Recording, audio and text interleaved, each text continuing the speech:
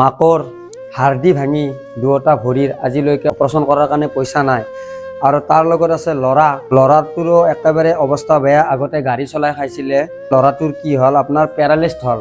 নমস্কাৰ, মই যিটো পৰিয়ালত আহিছোঁ তেখেতসকলৰ থাকিবলৈ ঘৰ নাই বৰ্তমান। আগতে দেউতাক আছিল, দেউতাকৰ মৃত্যু হোৱাৰ পিছত তেখেতসকলে আমাৰ হাজো কলিতাকুছিত নিজৰ মাহাকৰ ঘৰত আহি বসবাস কৰি আছে।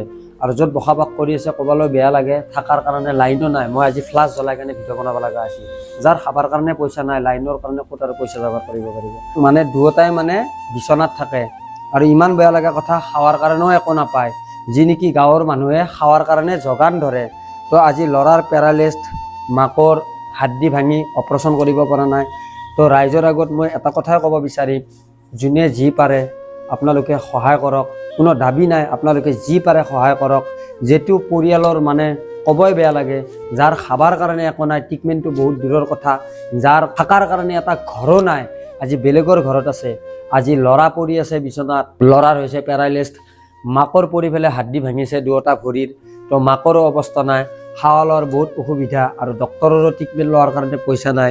আপোনালোকে যদি অকণমান সহায় কৰে তেনেহ'লে এই দুজনৰ ভিতৰত এজনো যদি খাৰা হয়, তেতিয়াহ'লে ঘৰখন চলোৱাৰ কাৰণে কিবা এটা ৰাস্তা আহে। তো আপোনালোকে যোনে যি পাৰে সহায় কৰক। আজিৰ কাৰণে মোৰ এইখিনিয়ে ক'ব লগা। জয় হিন্দ, জয় আই অসম।